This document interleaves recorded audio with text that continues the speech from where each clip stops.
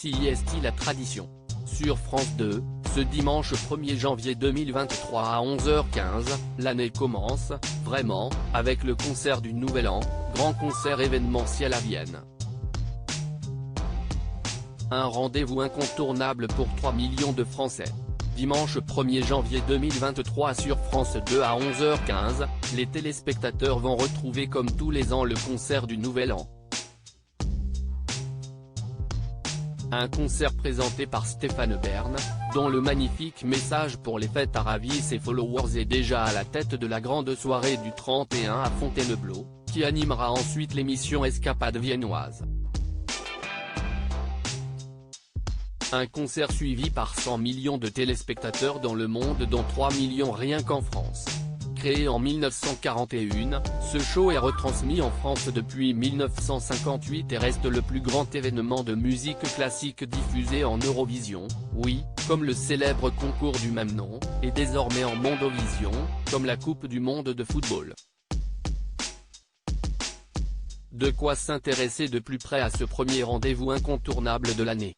Le meilleur orchestre du monde, directeur délégué au théâtre et aux événements internationaux à France Télévisions, Nicolas Auboineau s'occupe, avec un plaisir non dissimulé, de ce programme depuis 16 ans. C'est une tradition immuable avec un dispositif que l'on connaît par cœur, les fleurs, l'orchestre et surtout les valses de Vienne. Et un horaire qui ne varie jamais également. En effet, cette tradition exige d'être sur le pied de guerre dès 11h du matin, et ceci le lendemain du réveillon. Dans les maisons, on a fait la fête, on a dansé.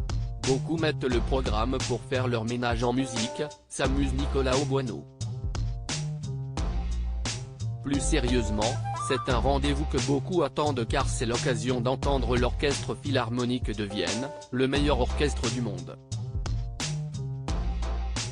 Ils ont dans leur gène cette capacité à jouer les valses et les polkas de la famille Strauss. Car, comme tous les ans, la famille Strauss est à l'honneur pour ce concert. Si est-il le chef d'orchestre de la cuvée 2023, Franz Welser-Most, qui a choisi les morceaux dans la bibliothèque musicale de l'orchestre de Vienne. Il a sélectionné les incontournables La Marche de Radetzky de Johann Strauss père ou Le Beau Danube bleu de Johann Strauss fils, mais aussi des morceaux plus rares des deux autres fils Strauss, Joseph et Édouard. Suivez le guide. Si le concert est entièrement géré par l'Orchestre Philharmonique de Vienne, choix des morceaux, des compositeurs et du chef d'orchestre, et de la chaîne autrichienne Orff qui capte l'événement, France Télévisions habille l'événement d'une émission, avant et après sa diffusion, Escapade viennoise. Benoît Dutertre pour France Musique et Stéphane Bern pour France 2 vont lancer le programme en précisant son sommaire, souligne Nicolas Auboineau. Puis, depuis 5 ans, Stéphane revient après le concert pour une balade dans la capitale autrichienne et ses alentours. Si est une belle idée, je trouve, de prolonger le moment avec ces promenades inédites et souvent insolites.